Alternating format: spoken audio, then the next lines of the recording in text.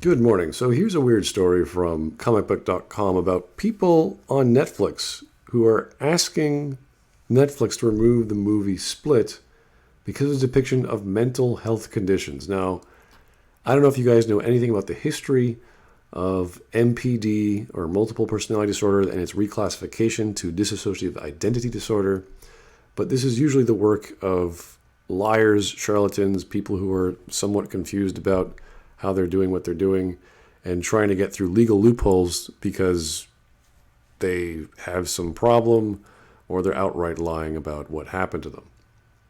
So the movie Split is about someone with multiple personalities, in fact, 24, and they do all sorts of nasty things, apparently. I haven't watched the movie, but I did study psychology for a bit, and a lot of people who were studying this went, hey, this is kind of a joke. We have other aspects to look at, like somnambulism, which is sleepwalking, amnesia, and something called the fugue state, which is very similar to both those things.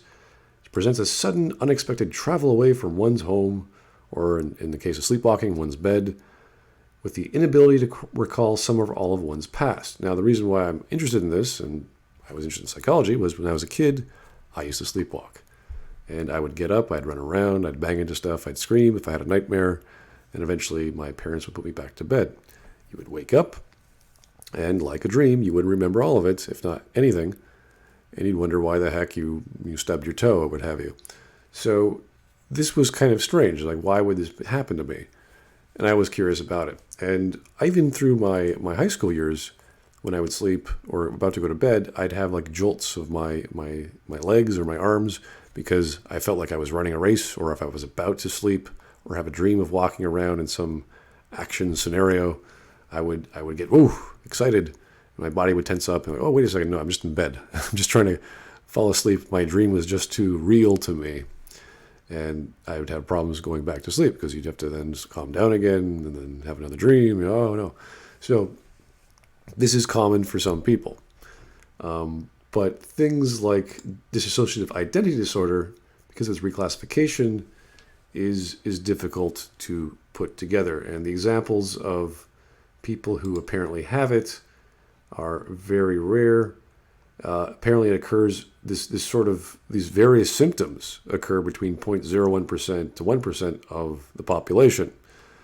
So you can imagine all the history of people who have it and why, what occurred. I mean, we can look at the famous cases of people who did these things. Some of them were murderers and rapists, and apparently someone had 6 personalities and stole from banks. I mean, she robbed 2 banks. It's like, really? So it seems to be more of a legal defense than a real thing. And you can claim I don't remember. Oh, I'm sorry, I didn't recall what happened. When this person raped me, they seemed really angry, and then another person records someone. Well, they weren't that angry. They were being nice to me. All these other strange responses to crimes. So, other psychiatrists, other people who study this thing, say, is this thing really accurate? Is this actually a thing? How do we classify people? So the bottom line is, based on the evidence I've seen, MPD or DID is not a widespread or common disorder, despite the insistence of some practitioners. If it does actually exist, it is most likely due to profound neurological illness, not a psychiatric condition. Now, when you're talking about psychiatry, in the difference between psychiatry or psychology and neurology, is psychiatric conditions or diagnoses tend to look at the mind as something which is a treatable thing, whether with psychotherapy or with a pharmacology, I guess. So they see it as a problem to be fixed. It's a known thing, and if you just take some pills, if you just get the right therapy, we can fix you, and you're no longer going to have this obscure behavior. Whereas neurology is like, oh, this is a phenomenon of the brain. In psychology, it's a scientific understanding, and you need to be studied. So with psychiatry, it's like, oh no, we have this on file. We look at the DSM, whatever version is that now. We go through the manual. We go, okay, here's the problem. Here's the solution. So they see it as a very limited scope and very focused and very attentive. Not to say it's wrong, but that it's a very acute way of looking at the human mind. There's a big difference between psychiatry, neurology, and psychology. So the fact that there's some people out there whom I highly doubt have this condition, it's probably other people who are like, oh, well, this is just like people with ADHD or some flavor of Asperger's. Like, oh, we have to protect these people to make sure they're not offended. It's like, I'm sorry. There's no one out there who's watching the movie Split who's going, oh, this reminds me of my own problems. It's like, no, you don't remember those problems if you actually have the condition. One of the issues with MPD or DID is that there's some trauma and this caused you to protect yourself mentally or what have you, so you can't recall it. And if that's the case, then you wouldn't be complaining. In fact, you wouldn't be wanting people to be aware of it if there is, in fact, another personality running around in your brain. In most cases, there is not. And even in those cases which there supposedly are, it's hard to diagnose. And it seems to be more of a legal issue. So the fact that there are people even complaining about this sort of thing is ridiculous.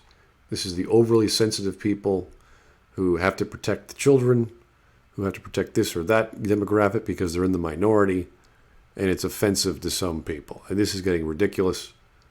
And anyone who's actually studied this stuff will say this is just fun fiction. This is cool for crime fiction authors or those who want to tell a thriller. There's nothing wrong with experimenting with these sorts of stories, whether it's science fiction or fantasy or even contemporary fiction, where you might have a killer running around and he has multiple states of mental trauma or mental awareness, whether they're sleepwalking or have some bursts of amnesia. That's all good storytelling, but don't take it seriously. It's not real. The same way most of these people who may or may not have a form of MPD or DID are also probably lying to get through legal loopholes. So please stop taking things too seriously in fiction. It's just fiction. It's not real.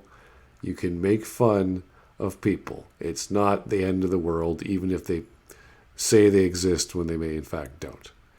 Anyway, it's a highly controversial subject. There's not too many cases. Chill out. Let directors make the movies they want. Let directors make the TV series or comic books or games they want. It's harmless fun. Grow up. If you're really serious, go study the subject and see what happens. Thanks for listening, guys. Dream well and have a great day.